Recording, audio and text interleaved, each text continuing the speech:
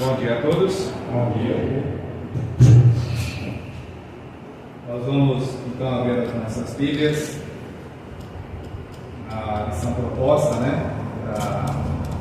desse trimestre, sendo essa a quinta lição. Nós vamos pensar nessa manhã no Evangelho segundo Mateus, capítulo 25, versículos 1 a 13. Mateus, capítulo 25, versículos de 1 a 13. Temos ali como tema, lâmpadas que se apagam. O texto áureo, Mateus, capítulo 25, versículo 8. Dai-nos do vosso azeite, porque as nossas lâmpadas se apagam. Então, vamos proceder à leitura aqui. Quem quiser cooperar na leitura, pode ficar à vontade. Mateus capítulo 25, versículo 1. Então o reino dos céus será semelhante a 10 virgens que, tomando as suas lâmpadas, saíram a encontrar-se com o noivo. Cinco entre elas eram nécias e 5 prudentes.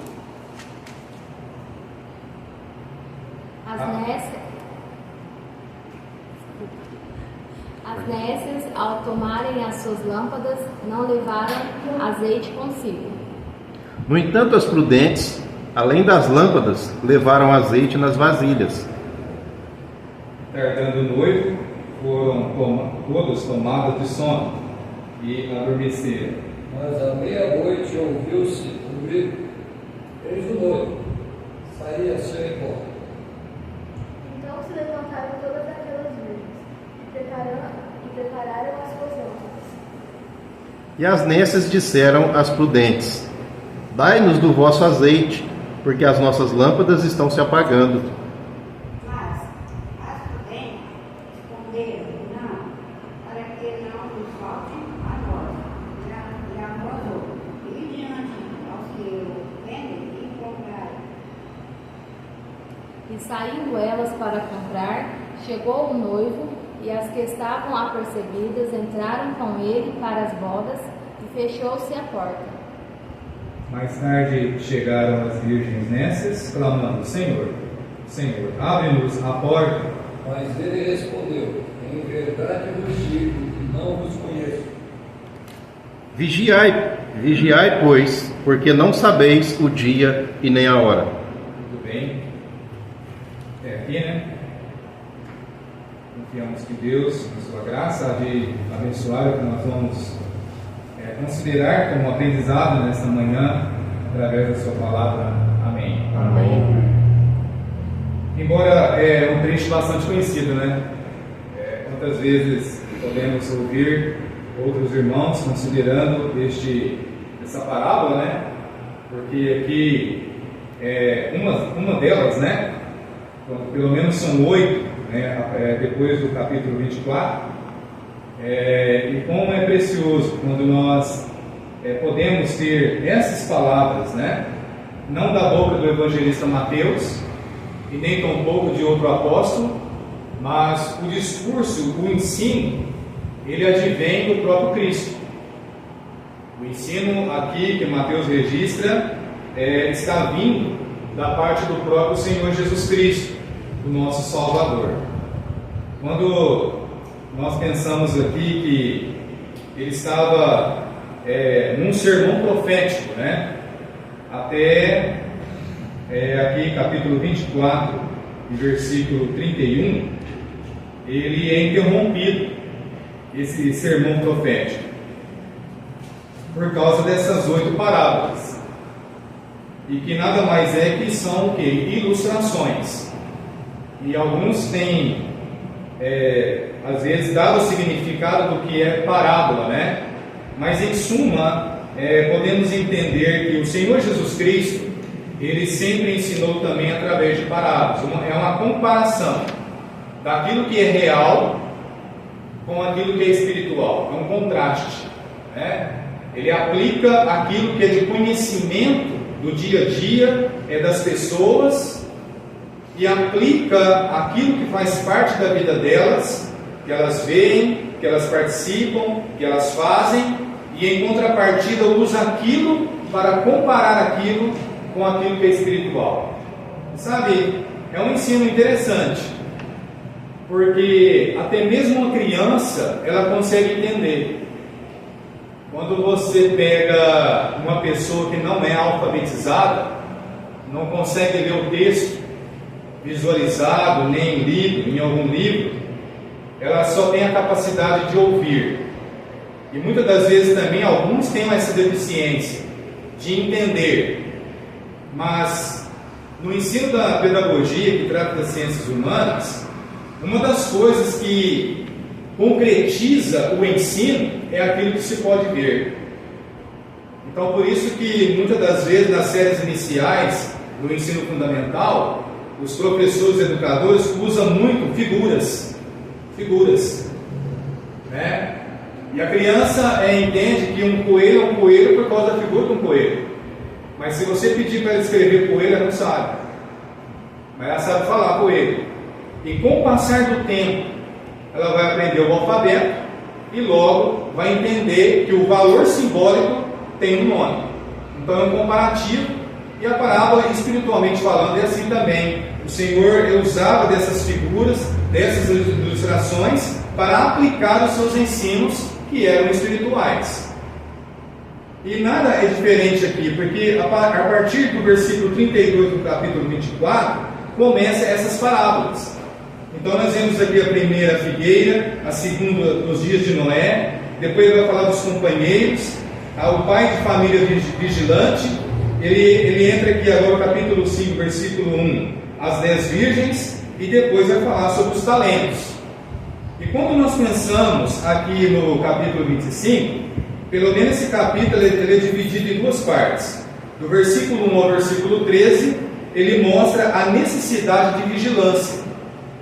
Dentro do que nós lemos, o Senhor Jesus Cristo, ele ressalta mais uma vez a importância de estar vigilantes. Que nada mais é do que estarmos o quê? Atentos. Já viu algum guarda em trabalho dormindo? Não faz jus nem ao nome dado à função, guarda. Um guarda não pode dormir.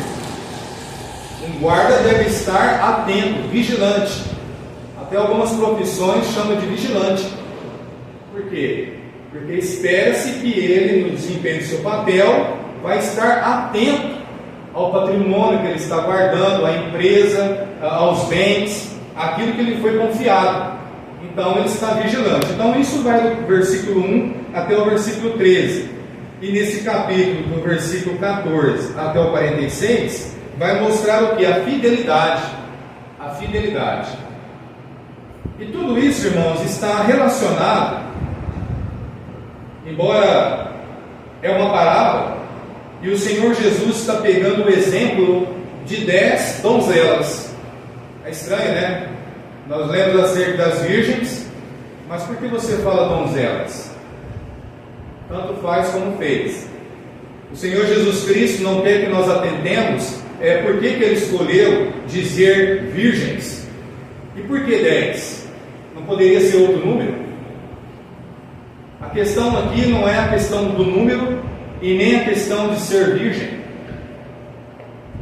O Senhor Jesus Cristo, ele vai mostrar primeiro que ele vai voltar.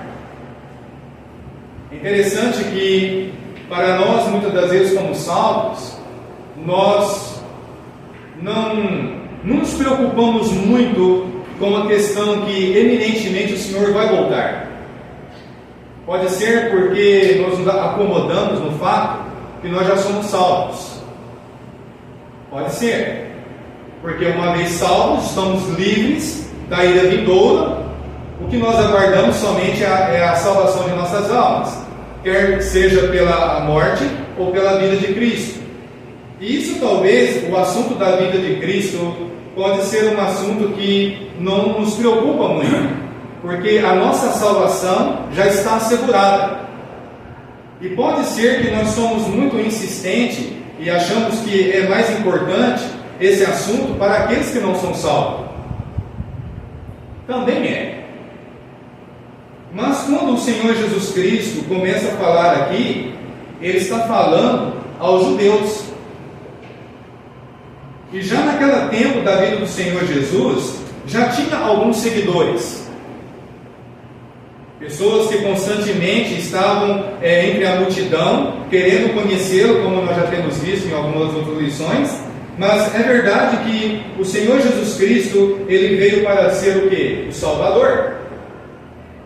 E se Ele veio para ser o Salvador, é porque chegará um dia em que Ele vai salvar. Essa salvação se concretizará quando Ele irá voltar pela segunda vez para buscar a sua noiva. É sempre importante nós notarmos que a Bíblia fala da igreja como noiva e fala de nós da igreja como esposa. O Senhor Jesus Cristo não vem buscar a sua esposa na sua segunda vinda, mas Ele vem buscar a sua noiva. E isso se dá também na nossa vida no dia a dia.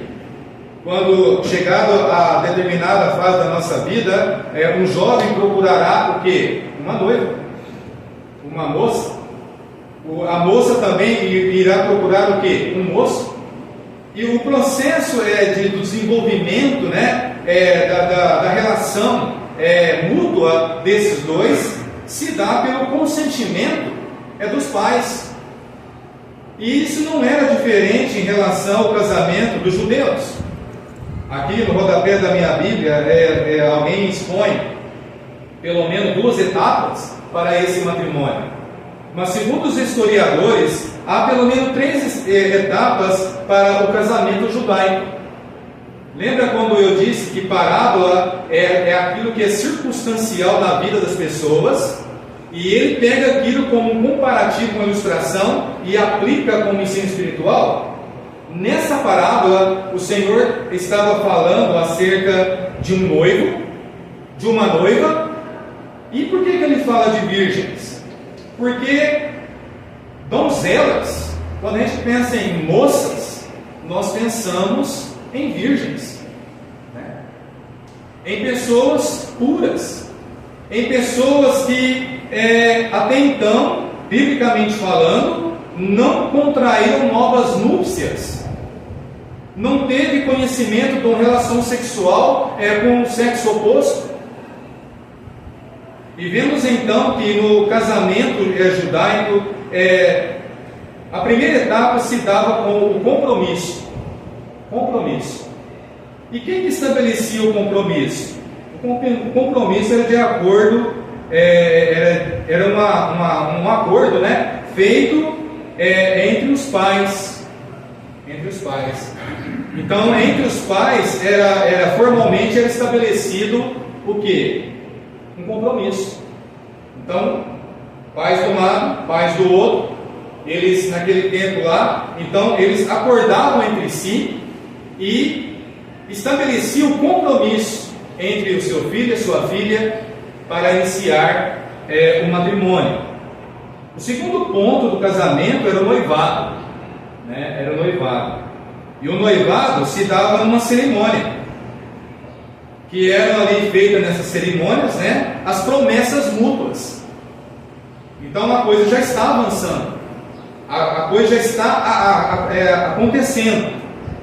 E quando chega o casamento, aproximadamente 1 ano depois, quando o noivo chegava em um momento inesperado para o casamento, para a sua noiva.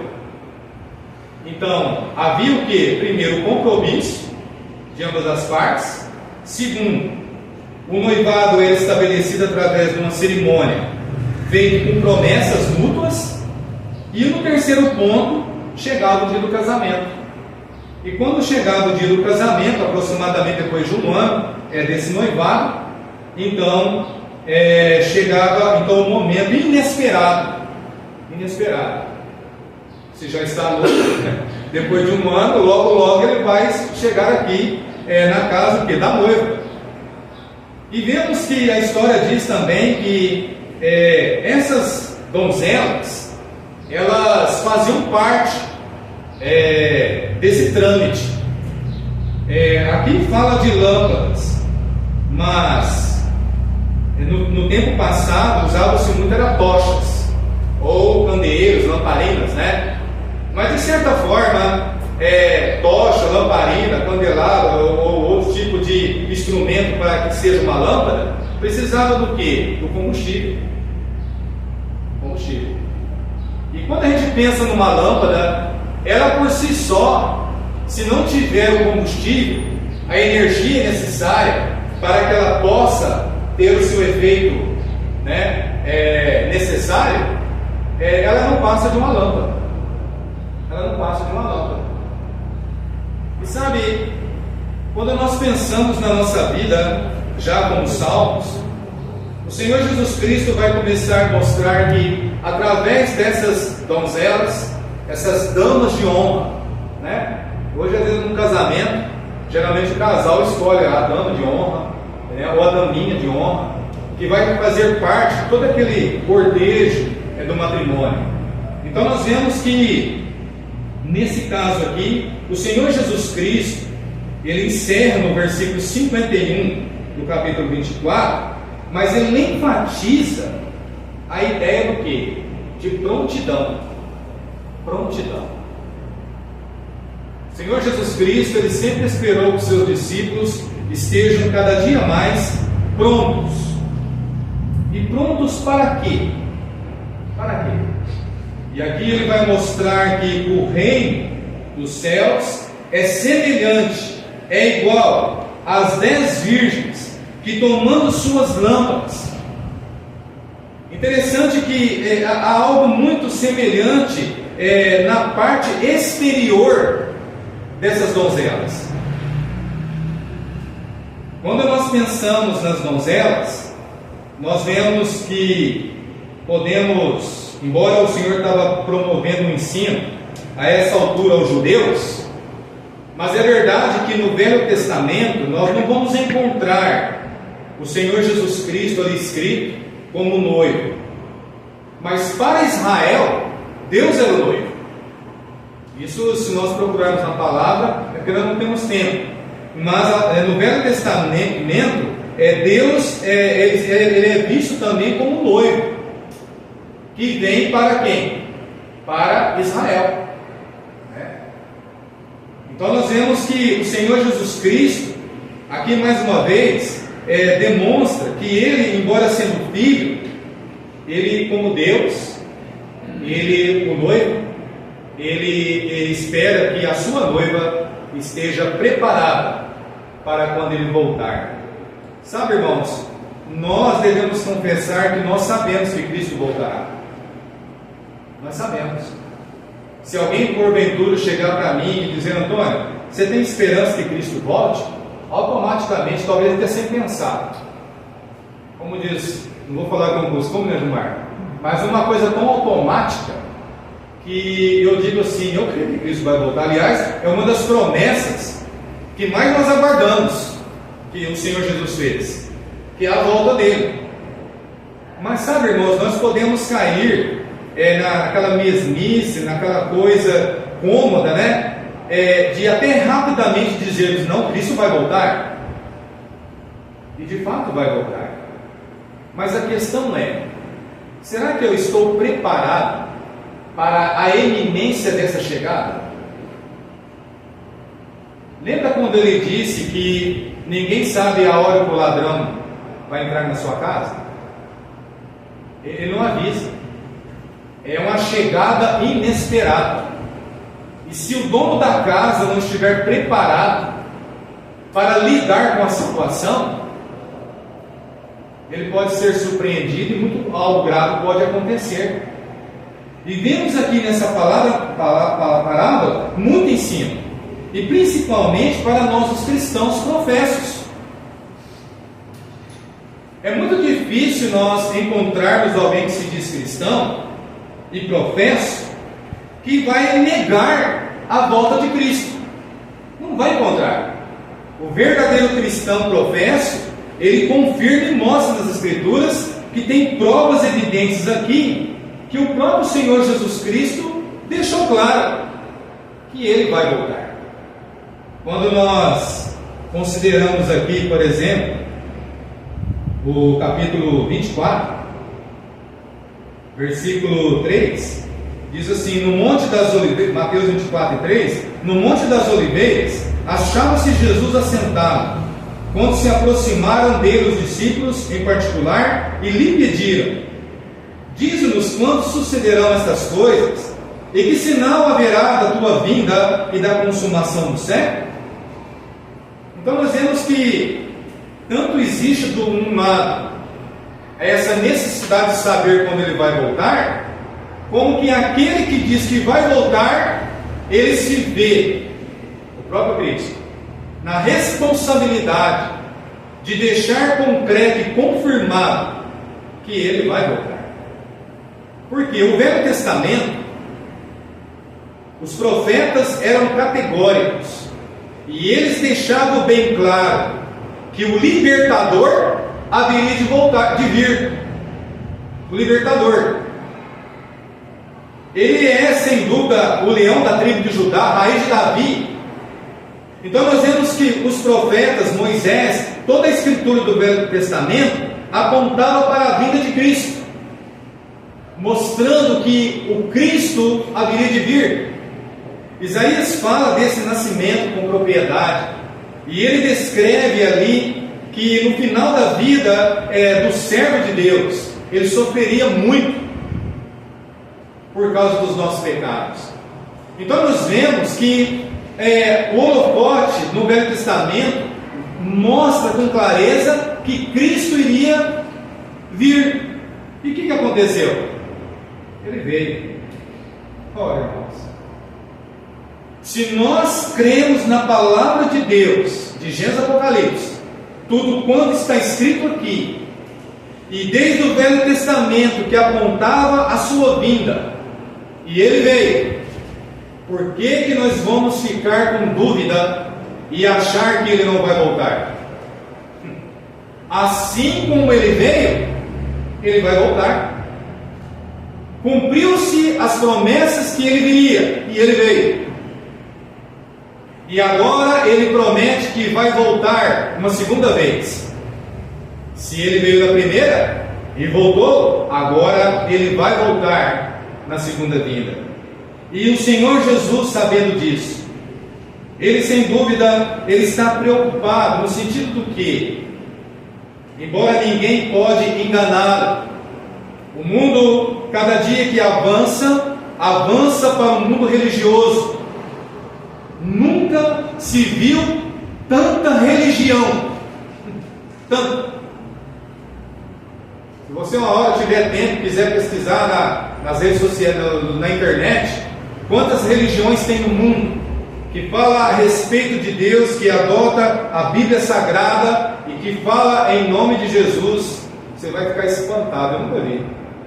Eu já basta pela cidade que nós moramos. Num quarteirão, no mínimo, vai ter uma. Mas às vezes no quarteirão tem 2, 3. E vemos então que isso é preocupante. Por quê? Porque embora podemos encontrar tantas pessoas que se dizem cristãos professos, mas não são renascidos, não nasceram de novo, não tiveram a experiência do novo nascimento segundo as Escrituras, estão como que enganados. E o Senhor Jesus Cristo começa a mostrar nessa parábola que existiam alguns pontos que eram semelhantes entre as 10 virgens, e que embora somente 5 eram renascidas, embora era algo semelhante, que todas elas esperavam o quê? As 10, o noivo. Todas elas esperavam o noivo. Todas elas, aqui diz, tomando as suas lâmpadas, saíram a encontrar-se com o noivo. Tinham lâmpadas. E sabe, as lâmpadas, muitas das vezes na nossa vida, são as nossas ações, as nossas atitudes. a maneira como nós vivemos nesse mundo aqui como cristãos.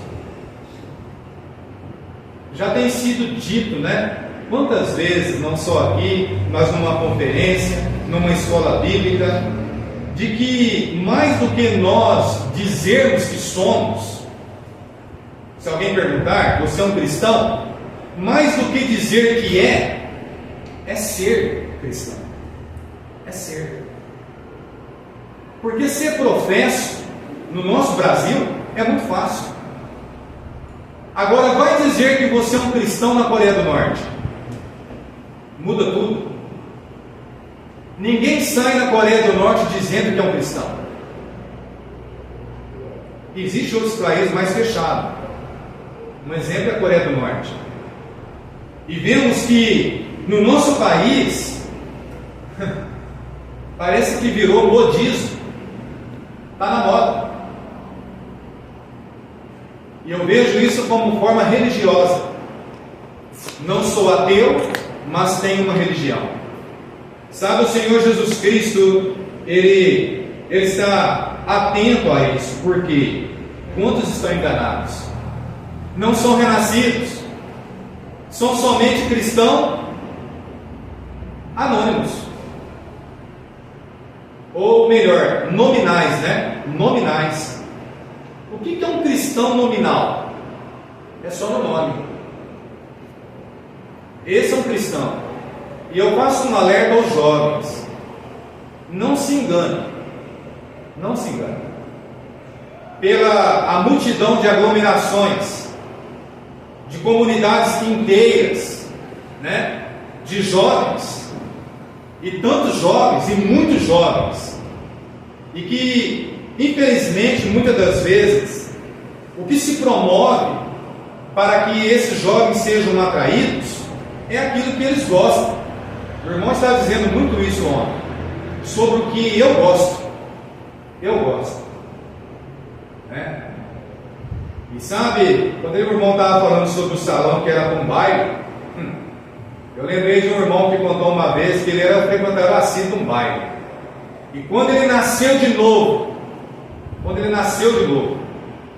ele reunia numa determinada localidade, e de repente, quando tinha os cânticos de louvores, era um pouco arritmado no ritmo do sininho e aquela coisa do batuque, né? Alguma coisa assim que puxava para o lado do forró. Automaticamente a perna dele pulava, mexia. Você entendeu? Pelo tempo de vida que ele viveu e que ele era envolvido com essas coisas. A carne realmente ela pende para o lado da carne. Mas o irmão dizia que essa velha natureza adâmica, ela realmente reclama. Ela reclama. E ela sempre vai reclamar. O desejo que ela quer viver na vida do cristão já redimido. E nós precisamos, à luz da palavra de Deus, como o Senhor nos ensina, mortificar essa velha natureza. Ontem eu estava indo para Franca, de manhãzinha, saí um pouco atrasado, já tenho contado aqui. Lembrei até do Gilmar, porque geralmente de manhã eu tenho que ir para lá. O que você encontra logo quando você vai? Sol, cara. O sol. E sabe, toda vez que eu vou, quando eu estou acompanhado, eu converso com a pessoa que está comigo. Mas quando eu estou sozinho, eu falo com Deus. E sabe, eu presto atenção na direção, mas como é precioso, irmãos, quando você pode lembrar que a vereda do justo é como a luz da aurora. Ela vai brilhando mais e mais até ser dia perfeito. E sabe, eu fico pensando naquele versículo, e mais uma vez ontem eu comecei a esmiuçar aquele versículo. Porque embora o Senhor Jesus Cristo pode dizer aqui em Mateus, logo no início do capítulo 5 do Sermão do Monte, Ele vai dizer que além de nós termos que ser o sal dessa terra, nós somos a luz do mundo. E as nossas obras, elas precisam ser vistas pelos de fora, para que eles vendo as nossas boas obras, eles glorifiquem a Deus que está no céu. E ele fala que nós, os seus discípulos cristãos verdadeiros, nós somos a luz do mundo. Assim brilha a vossa luz no meio dos gentios. E a luz nada mais é do que as nossas ações, as nossas atitudes, o que nós fazemos, deixamos de fazer. E uma coisa interessante, que algo semelhante nessas 10 virgens, é que elas tinham o quê? Um propósito. E sabe, o cristão, ele precisa continuar tendo propósitos diante do Senhor. E o propósito que elas tinham era de encontrar o esposo. Quantos que no Novo Testamento desejaram ver quem era Jesus? Um exemplo clássico é Zaqueu. Zaqueu, embora pequeno, ele tinha um propósito de ver quem era Jesus, ver a Jesus. E sabe, quando a pessoa tem propósito, não há nada que impede ela. Ela leva fielmente, cabalmente, aquele propósito em frente. E sabe, na vida do cristão, muitas das vezes, nós podemos encontrar pessoas ou alguma coisa que queira fazer com que esse propósito não seja alcançado. E quando nós pensamos em algo que não era tão semelhante nelas, era a diferença íntima que 5 tinha e outras 5 não tinham. Sabe, ontem, quando o irmão estava falando, a gente vai saboreando tudo, irmão. Porque, sem dúvida, existe algo que marca a vida de um verdadeiro cristão. É a sua intimidade com o Senhor. Intimidade. Intimidade não é algo que você tem com qualquer pessoa. A intimidade fala de algo exclusivo, único, e que envolve muita coisa de mim para com aquela pessoa. E quando nós pensamos no Senhor Jesus Cristo, Ele pensa nessa intimidade, que desde o princípio Deus quis ter com o ser criado por Ele.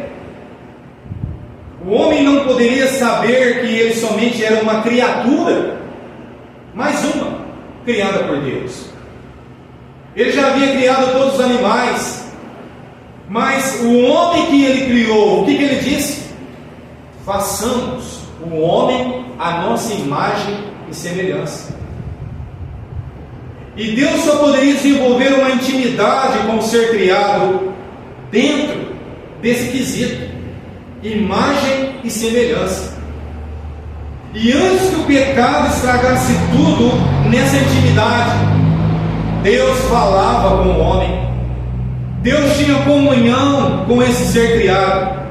Ele sem dúvida era especial para Deus. Até que o dia que o pecado entrou na vida do homem, e essa intimidade foi rompida. Houve uma separação na relação entre Deus e o homem. E mesmo, irmãos, depois de salvo, o pecado está na nossa vida. Nós não podemos achar que nós somos perfeitos. Lembre-se, Paulo podia sempre dizer acerca das duas naturezas. Natureza essa que é a carne e o espírito. Existe uma batalha uma com a outra, e aquela que você alimentar mais, essa vencerá. E vemos que o sucesso, a consagração, a santificação das nossas vidas, ela vai se dar pela intimidade com o Senhor. E essa intimidade, ela está relacionada com vigilância. Vigilância, irmãos. Se existe uma coisa que precisamos estar atentos, é quanto à nossa mente e o nosso coração em relação ao Senhor nosso Deus. Nós estamos como ovelhas no meio de lobos. E a intimidade do pastor com a sua ovelha traz segurança para o rebanho. O nosso pastor, ele não está desatento quanto à nossa vida. Mas a pergunta é: e de mim? Como está a minha intimidade, o meu anelo, o meu apego, a minha busca pelo Senhor? E muitas das vezes eu quero tentar explicar, justificar que eu estou bem. Talvez nós sejamos enganados. E aqui, aquelas 10 de 5, as 5 nunca questionaram as outras 5, que eram nessas, loucas, né? Insensatas, e nem se elas fossem virgens ou não. No nosso caso, aqui o Senhor Jesus, olha só, Ele não está colocando em evidência que quando Ele olha para a sua igreja, Ele vê aqueles que estão cheios do Espírito e aqueles que estão vazios do Espírito. Não está ensinando isso, não. Não está ensinando isso. Se nós atentarmos para as 10 vezes dizer que as 10 eram cristãs, podemos até dizer, porque é algo semelhante entre elas, que parecia isso, né? Professo, esperavam o noivo. Todos os cristãos que confessam a Cristo esperam a volta de Cristo. Mas lembra quando os discípulos disseram que será que todos são salvos? E nós lembramos da parábola do joio e do trigo. Às vezes no meio da congregação há muitos professos na igreja. Mas será que todos são renascidos verdadeiramente? Eu tenho que me perguntar. Como que se deu a minha salvação? Como que se deu a minha experiência quando o Senhor disse: vinde? Quando Ele apresentou para mim o meu estado? Como Ele apresentou a solução para me salvar? Como Ele atentou para a desgraça e a minha miséria longe de Deus, e Ele deu a solução para uma nova vida com Ele. E não foi através de sangue, nem vontade do homem, nem de coisa alguma, mas foi pela vontade de Deus, mediante a revelação do seu Filho a mim, e que pela graça, a graça de Deus, não houve nenhuma participação minha, nenhuma. Ele fala: sois salvos, mediante uma única coisa que dependia de mim: fé. Fé. Sabe, irmãos, sem fé é impossível agradar a Deus. É uma das coisas que vai caracterizar a volta de Cristo, a situação da igreja, dos crentes salvos, vai ser a fé. A fé que realmente não depende de nada que nós podemos ver ou apalpar, mas aquela baseada na palavra de Deus, única e exclusiva, a qual eu acredito e tenho confiança que é assim. Mas muitos estão como essas nécias, como essas tolas. E quando chegou o noivo, elas estavam também semelhantes, dormindo, num sono. E que o sono é importante para a revitalização da nossa saúde. Quem dorme pouco tem problemas. E o recomendado é no mínimo 8 horas. Sono. Não é ir para a cama com o celular. Faz até mal para as vistas, claro, no celular. Você fica ali: não, eu fui deitar 8 horas, mas ficou até meia-noite na cama deitado no celular. Se você levantou às 6, você teve 6 horas de sono. E se teve insônia? Não dormiu direito. É sono. E eu vou para a cama para dormir. Mas aqui ele fala do sono espiritual. Paulo escreve, que alguns deveriam estar levantando dentre os mortos. Levanta, ó tu que dormes. Desperta-te. Muitos estão embalados no sono deste mundo, irmãos. E com isso não estão preparados. É uma característica delas. Não houve preparo. E quando você pensa que não, o noivo chega. Mas quando é que ele chega? À meia-noite. E as Escrituras nos falam que esse sentido da meia-noite nunca foi bom na vida de muitos. Lembra de Sansão? Quando foi que o cabelo dele foi cortado? Meia-noite. Ele estava dormindo. Foi beber muito, deram bebida para ele, fizeram um monte de coisa, o homem dormiu com a pedra. Aí ele foi lá e cortou o cabelo. Era a força dele, né? Era uma representação do poder de Deus. Aquele jovem, né, que Paulo pregou até a alta da noite, caiu, esperando viajar, ainda ficou com os irmãos até um ponto, e aí o menino dormiu, caiu, morto lá no chão. Graças a Deus, Deus recuperou o jovem. Mas pesquisa na Bíblia as questões da meia-noite, quando o anjo da morte passou, estava preparado? Muitas casas não estavam preparadas, não acreditaram na palavra de Deus, que o anjo iria passar. E quantos não estão acreditando que Cristo virá? Até os cristãos, irmãos.